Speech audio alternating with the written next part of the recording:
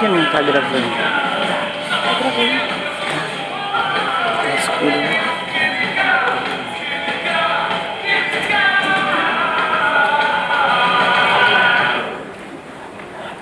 Bom dia, turma. Tudo bem? Estão animados hoje? Não, mas tem que estar, como assim, aula de química tem que estar bem animado, bem motivado. E por isso, nós vamos fazer uma reflexão sobre um tema bem legal para vocês. De novo, então nós vamos fazer, não é a primeira vez, nós vamos fazer sobre a evolução e a importância da química para a sociedade. Tá bom? Então eu vou deixar vocês pensarem bastante sobre o tema e aí reflitam bem, tá bom? Então pensem aí nele. Nossa, vou ter que estudar muito para isso. Mas por onde eu começo? Ué, por onde se começa? Do começo, né, da pré-história.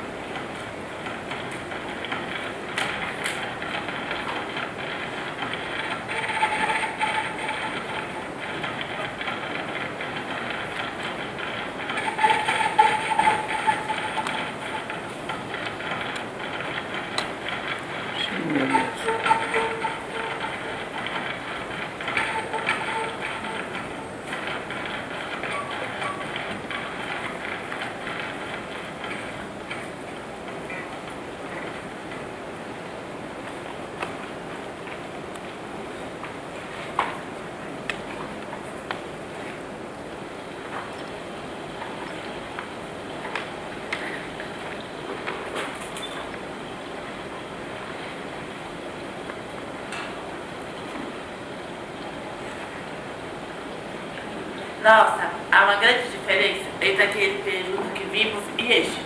Lembro de ter estudado brevemente o período anterior, que acontece na Idade da Pedra Lascada. E essas casas, essas plantações, esses animais, o que será que aconteceu?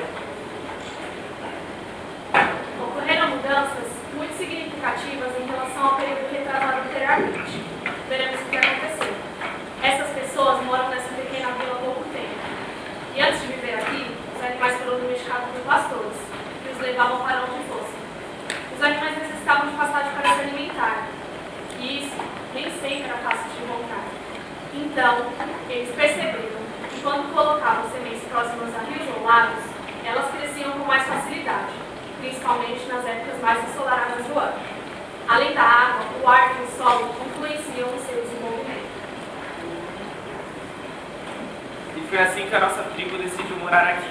E agora não precisamos mais nos preocupar o tempo todo com como conseguir alimentos. Vem cá. Entendi. Agora vamos ver o crescimento das plantas.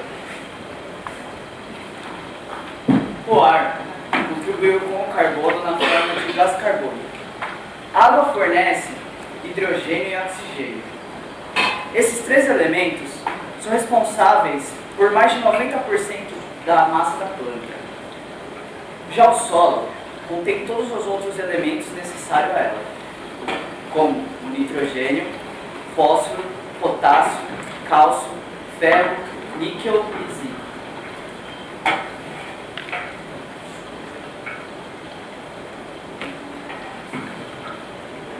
Vejam essa pedra diferente das outras.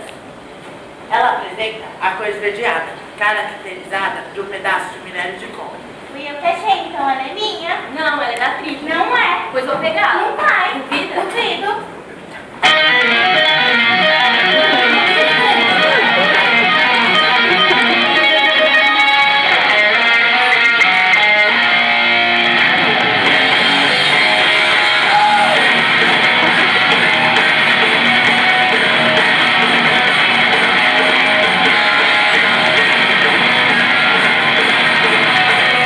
Só herói fartão, hein?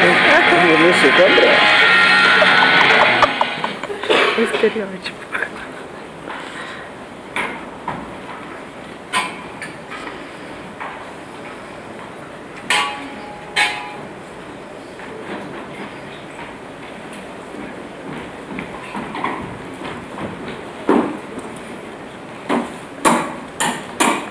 Sai da minha frente, cara, não dá pra ver que eu tô ocupado, não.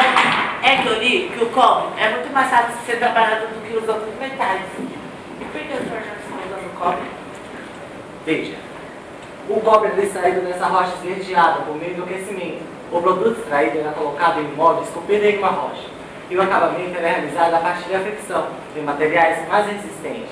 Depois do tempo, tem que começar a utilizar o bronze também. Mas o que é o bronze? O bronze é uma mistura de cobre e estanho. Essa mistura de metais é chamada de liga.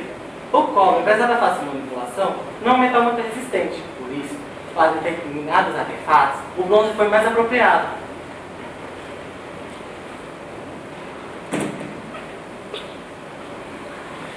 E por que vejo que o material qual o senhor está utilizando não parece com nenhum desses? O que é? Isso é o ferro. Para manipular, precisamos de alta temperatura. Nessa fornalha está sendo utilizado o minério do ferro e carvão. Trabalhamos diretamente com minério, ora aquecido, ora batendo, até chegarmos na forma da peça desejada. A quantidade de carvão e todo o processo de aquecimento alteraram sua propriedade. Quem sabe não estamos um passo de encontrar um metal ou uma liga mais resistente. E por que o senhor não tenta fazer novas misturas? Vai que descobre um material, um ferro mais resistente que esse. Boa ideia, vou tentar. Vamos ver. Da antiguidade. Agora entra o nosso Fernando.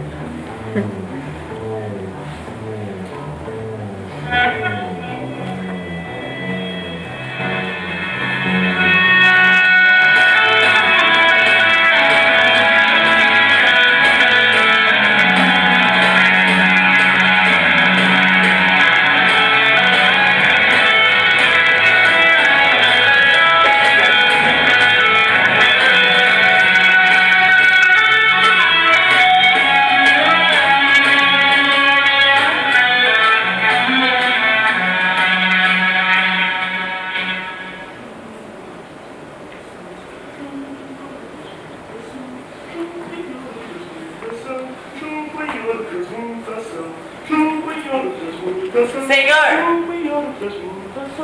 O senhor pode me ajudar? Senhor! Senhor, o senhor pode me ajudar? Tenho dúvidas e tenho muito para aprender. Aprender? Quem é você? O que deseja aprender? Você é da igreja? Não, sou estudante e estou numa jornada em busca de conhecimento. Observe, o sol de um lado, a lua do outro, juntos, trazem influências cósmicas, provocando transformações. E são as transformações que eu busco. E por que o senhor perguntou se eu sou da igreja? Bem, buscamos transformações não apenas no campo material, como plantas que crescem com a luz solar, mas também no campo das ideias. Então não busca nada material? Bem, procuramos a pedra filosofal, que é feita de um e outros elementos e pode transformar o homem. E por que o medo que a igreja descubra o que o senhor está fazendo?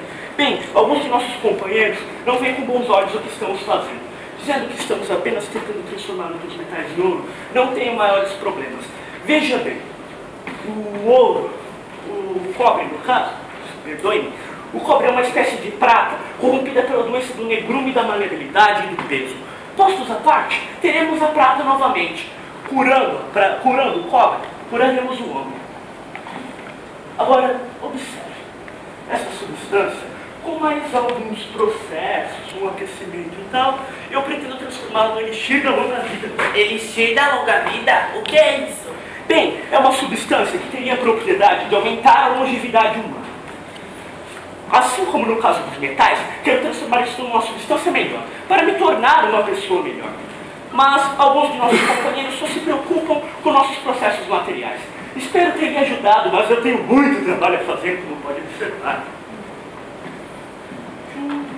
Vocês viram algumas semelhanças com a químicas que temos hoje. Suas buscas e seus fundamentos são bem diferentes. São bem parecidos. Será que foi assim que começaram as primeiras experiências químicas? Preciso ir mais além. Vou usar a internet. É difícil determinarmos uma data do tempo para o nascimento da química. Estamos tentando compreender um processo longo e contínuo, que abrange desde o domínio do fogo até épocas mais recentes. A alquimia, que ocorreu na Idade Média, já nos mostra algo semelhante aos processos adotados pela química.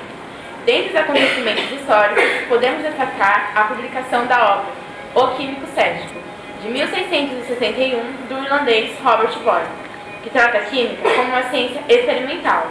Boyle tornou-se conhecido principalmente por seus estudos sobre os gases. Falando em gases, vamos tratar de um experimento que também merece grande destaque na construção dos conhecimentos da química, realizado pelo inglês Joseph Priestley.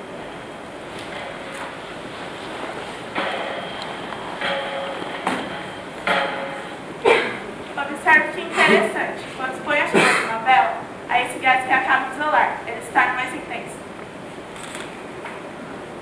Nossa, aqui é Priestley. Seu experimento consistia num aquecimento vermelho, chamado atualmente de óxido de mercúrio, havia acarretado em uma das mais importantes descobertas da química, a descoberta do gás oxigênio. Quando o composto é aquecido, ocorre a separação do mercúrio e do oxigênio. É possível visualizar o mercúrio na parte superior do tubo de ensaio, e o oxigênio é liberado na forma gasosa. Inicialmente, quando realizou esse experimento, Priestley não sabia ao certo que composto era esse, mas notava que na sua presença os combustíveis queimavam mais rapidamente. Para compreender melhor quais eram as propriedades do gás, até então misteriosos gostavam a sua atmosfera, e surpreendentemente os animais pareciam mais excitados. Então, ele próprio se expôs à atmosfera desse gás e percebeu o bem-estar. Na época que realizou esse experimento, Priestley também ajudou um químico francês, chamado Lavoisier, para compreender melhor o que aconteceu durante o processo.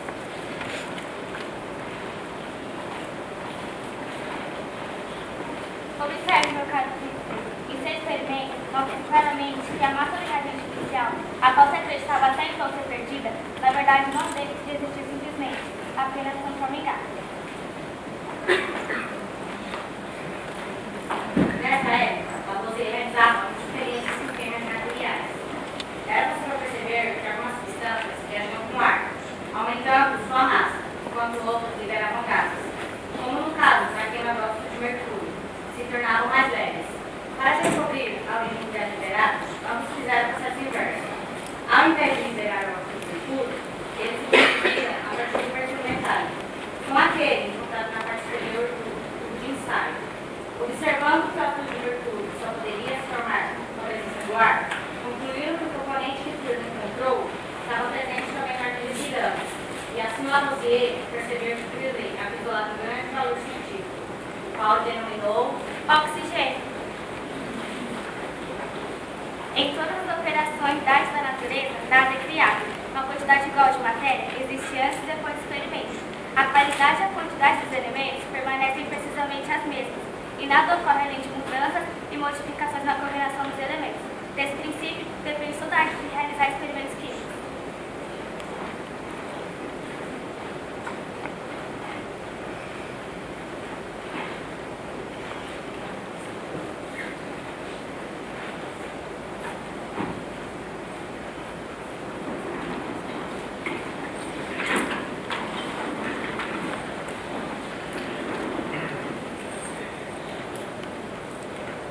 E aí,